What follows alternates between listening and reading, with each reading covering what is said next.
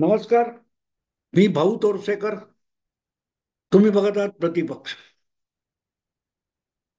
मित्रांनो, आपण सिनेमा बघतो किंवा एखादं नाटक बघतो. त्या नाटकातला जो खलनायक असतो, व्हिलन असतो. त्या व्हिलन मध्ये आपल्याला एक साम्य साधर्म्य अनेकदा दिसतं. हा जो खलनायक असतो त्याच्या हातात हत्यार, तलवार, चाकू, बंदूक जे काही असेल ते धक्काबुक्कीमध्ये जर समोरच्या नायकाच्या किंवा नायिकेच्या हाती गेलं आणि त्या नायिकेने किंवा नायकाने जर ते पिस्तूल उलट रोखलं, तर हा खलनायक स्वतःच्या बचावासाठी नायकाच्या सदसद विवेक बुद्धीला हाक मारतो. अरे, मी तर गुंड आहे, गुन्हेगार आहे, पण तू तर सभ्य सुसंस्कृत माणूस आहेस. तू खून पाडणार आहेस का? हा, हे तुला शोभतं का? गंमत लक्षात घ्या मित्रांनो. सगळ्या अशोभनीय गोष्टी करणारा एक खलनायक असतो. तो त्याच्या जीवावर बेतलं किंवा तो कोंडीत सापडला की आवाहन कशाला करतो? समोरच्याच्या सुसंस्कृतपणाला, सभ्यतेला. पण ज्या वेळेला सगळी बाजू त्याच्याकडे असते, तेव्हा तो मात्र जितक्या जितक्या असंस्कृत गोष्टी करता येतील, असभ्य गोष्टी करता येतील, बेकायदा अनधिकृत गोष्टी करता येतील तेवढ्या करत असतो. अर्णब गोस्वामी सारख्या संपादकाला एक 212 FIR दाखल करून जे काही नाटक रंगवलं होतं उद्धव ठाकरे यांच्या सरकारने मुख्यमंत्री असताना,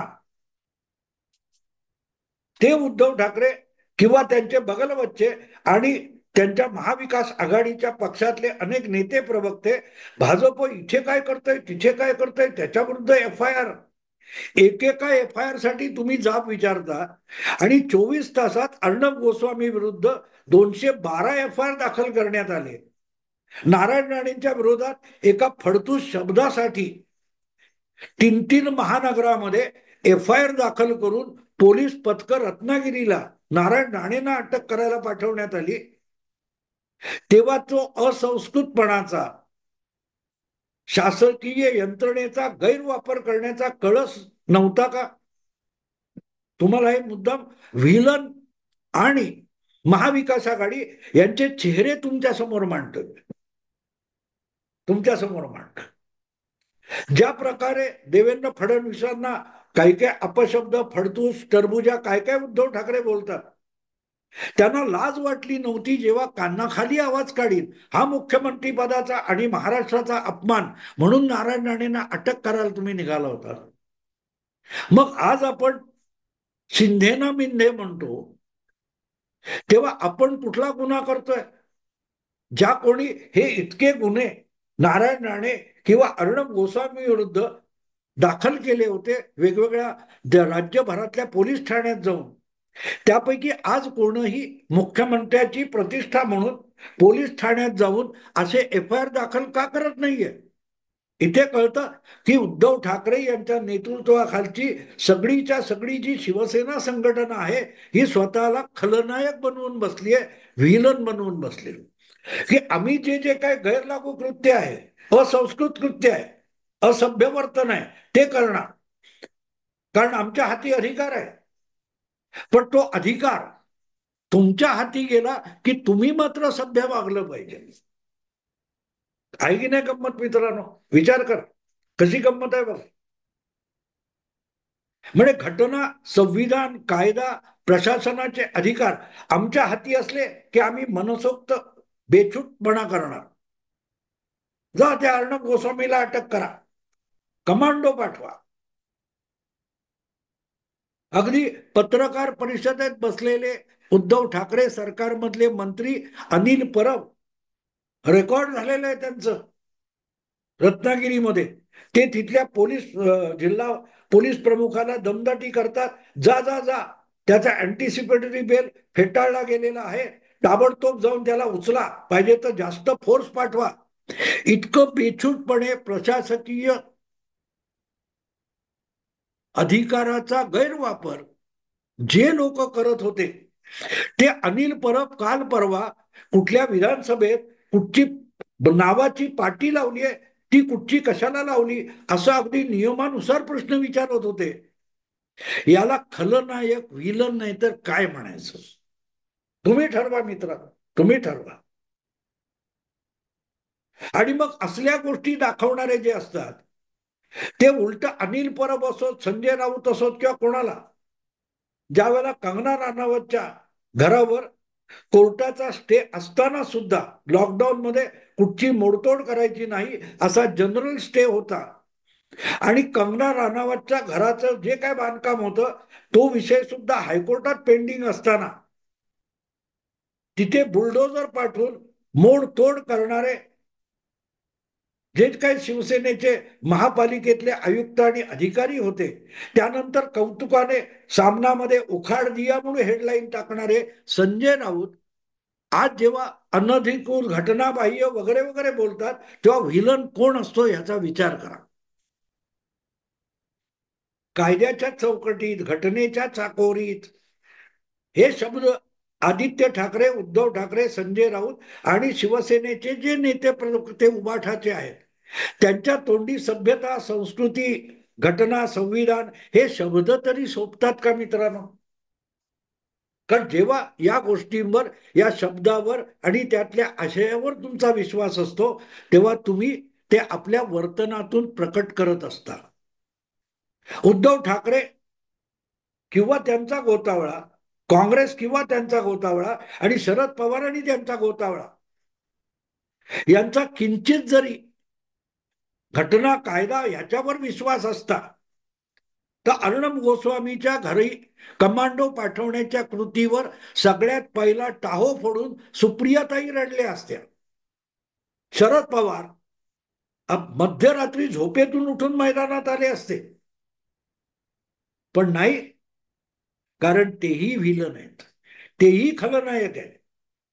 आणि मग खलनायक कसा गडगडाट करून हसतो तसा गडगडाट न करता सुप्रियाताई हसत हसत शहाजोगपणा करत शब्द, घटना, कायदा यांचा पोरखेळ करतात,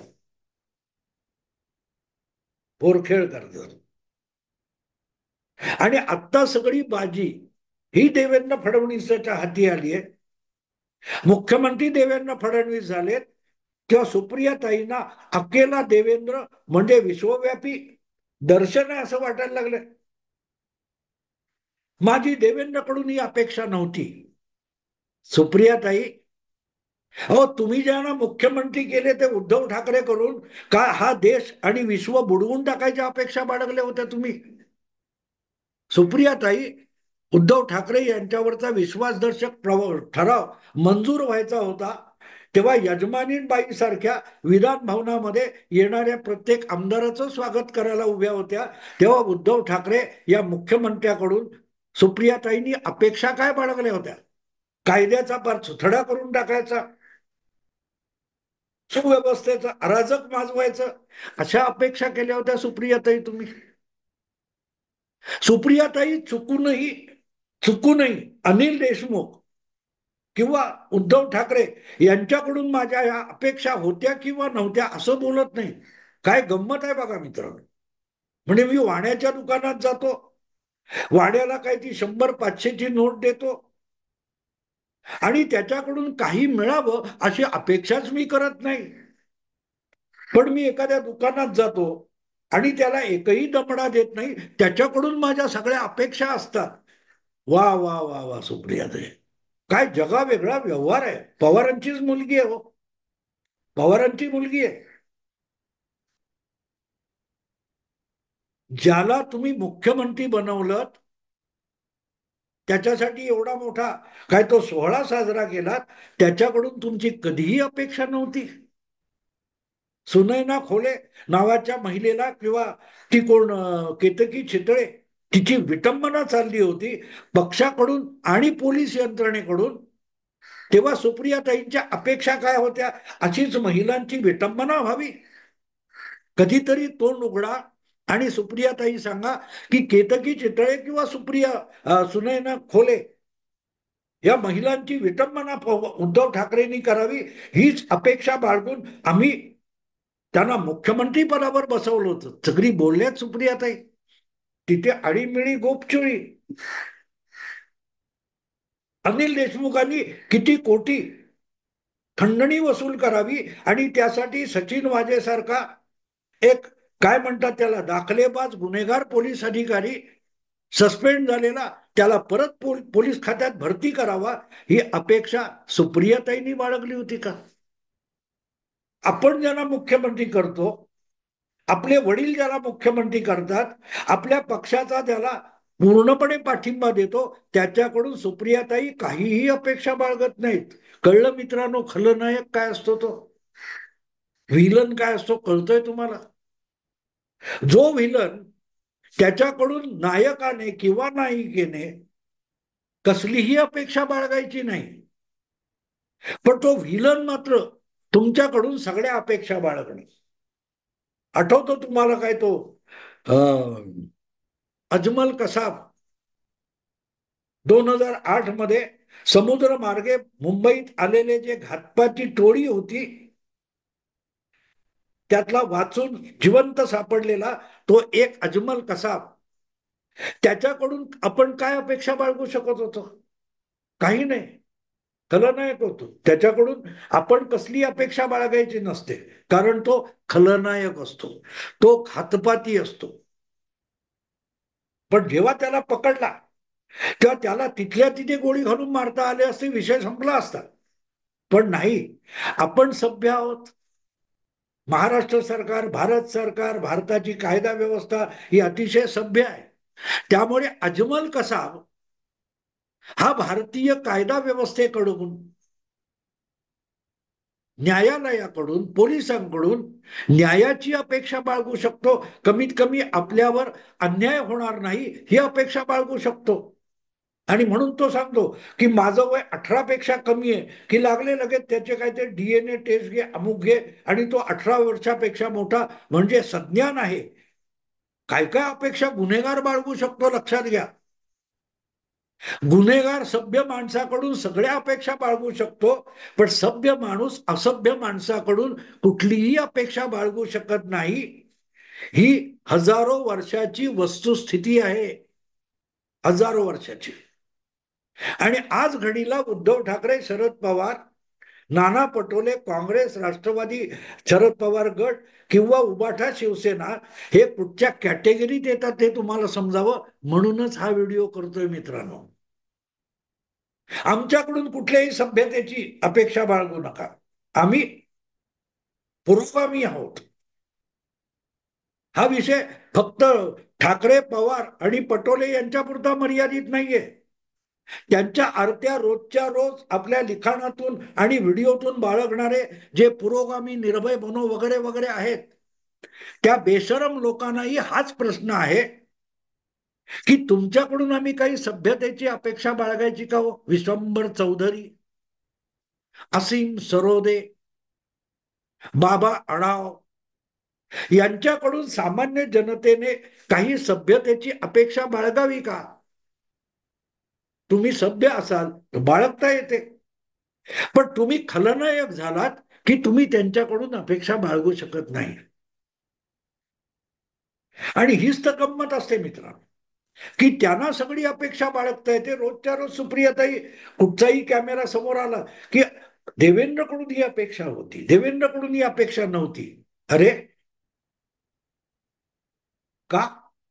त्यातूनच सुप्रियाताई सांगतात, मी खलनायिका आहे, मी नायिका नाही, मी नायिका नाही. कारण नायिका असत्या तर सुप्रियाताई केतकी चितळेसाठी उभ्या राहिल्या असत्या, त्या कर्मुसेसाठी उभ्या राहिल्या असत्या, त्या सुनैना खोलेसाठी, अर्णब गोस्वामीसाठी उभ्या राहिल्या असत्या. पण आपण सुप्रियाताईंकडून अशी अपेक्षा बाळगू शकत नाही का? का? कळलं तुम्हाला का अपेक्षा बाळगू शकत नाही? कारण सुप्रियाताईंचा सभ्य आणि सुसंस्कृतपणाशी काडी मात्र संबंध नाही. त्यांची तुलना आपण कसाबशी करू शकतो. त्यांची अपेक्षा आपण कुठल्याही गुन्हेगाराशी करू शकतो, पण एक चारित्र्य संपन्न सभ्य माणसांशी शरद पवार, सुप्रियाताई वगैरेंची तुलना आपण करू शकत नाही. कारण सभ्य वर्तन, सुसंस्कृतपणा हे त्यातून दिसलं पाहिजे.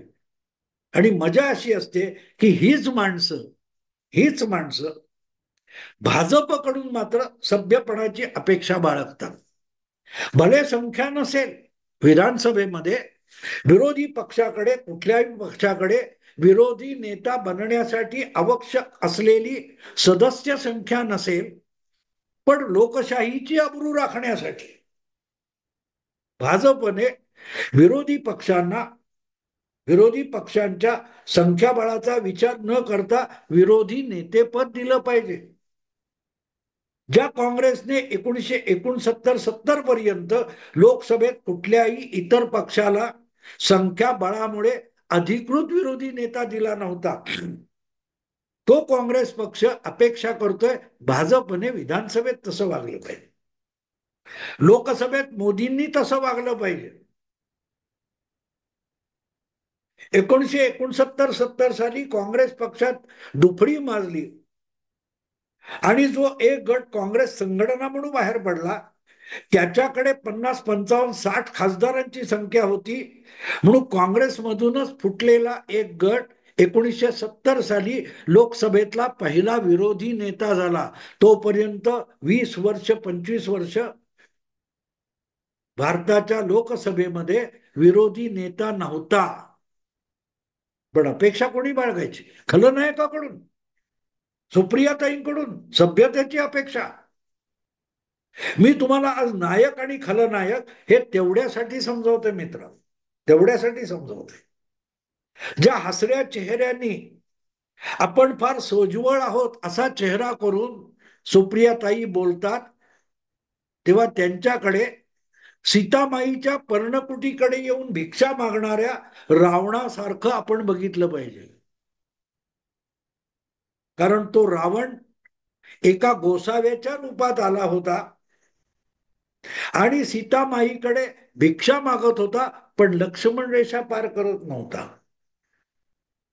तो मायावी राक्षस असतो. नाना पटोले, सुप्रियाताई, भास्कर जाधव सगळेच्या सगळे कोण आहेत? मायावी राक्षस. मायावी राक्षस. एकदा त्यांचा हेतू साध्य झाला की ते आपलं मूळ रूप धारण करतात. लोकांनी नाकारलं असताना महाविकास आघाडी बनवून बहुमताचा आकडा दाखवून सत्ता जिंकली, तेव्हा आकड्याचं महत्व शरद पवार आणि भास्कर जाधवना कळत नव्हतं. तालिका सभापती म्हणून बसलेले भास्कर जाधव यांनी सगळे नियम धाब्यावर बसून भाजपच्या 12 आमदारांना 1 वर्षासाठी विधानसभेतून निलंबित करून टाकलं. तेव्हा ती सभ्यता कुठे गेली होती हो भास्करराव जाधव? आज तुम्हाला त्या विरोधी नेता पदाचं लालूच आहे, आमिष आहे, आकर्षण आहे, म्हणून संख्याबळ महत्वाचं नसतं. सभ्य आणि असभ्य समाजाची जी विभागणी असते ती म्हणून समजून घ्यायला लागते मित्र. आणि म्हणून इतकी अवहेलना, इतकी विटंबना, इतकी चेष्टा झाल्यानंतर सुद्धा राज्यात विधानसभेत विरोधी नेतापद असलं पाहिजे यासाठी एक सभ्य माणूस ठामपणे बोलतोय, त्याचं नाव देवेंद्र फडणवीस आहे. कारण पवार कसेही वागवत, सुप्रियाताईंनी कितीही ढोंगीपणा करो, उद्धव ठाकरे कितीही भरकटत जाऊ, त्यांच्याशी स्पर्धा करून असभ्य वागणं देवेंद्र फडणवीसाला शक्य नाही. पण एक गोष्ट विसरू नका की देवेंद्र फडणवीस किंवा भाजपवाले सुद्धा साधू संत नाहीत.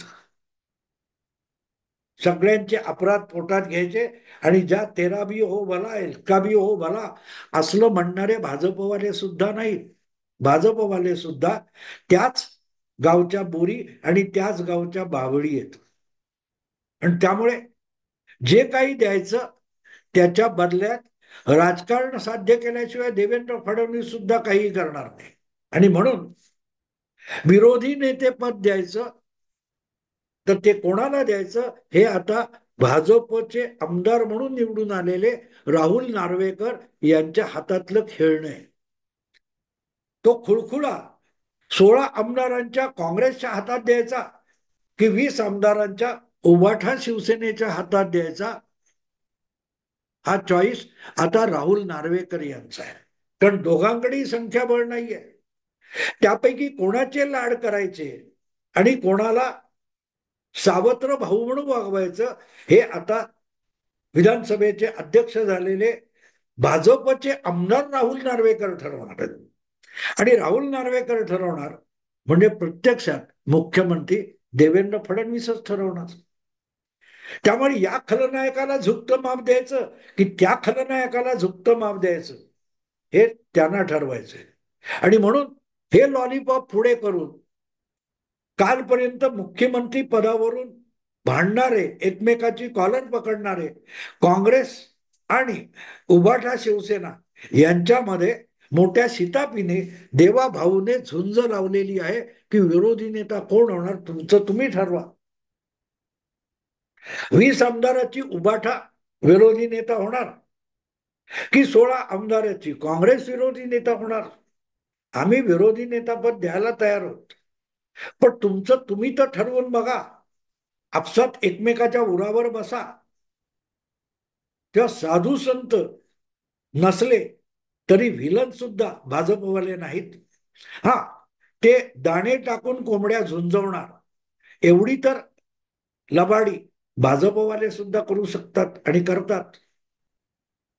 मित्रांनो, या निमित्ताने खलनायक किंवा मायवी राक्षस म्हणजे काय हे तुम्हाला समजवण्याचा प्रयत्न केला. आवडलं लाईक करा, शेअर करा आणि प्रतिपक्षाला सबस्क्राईब करा. नमस्कार.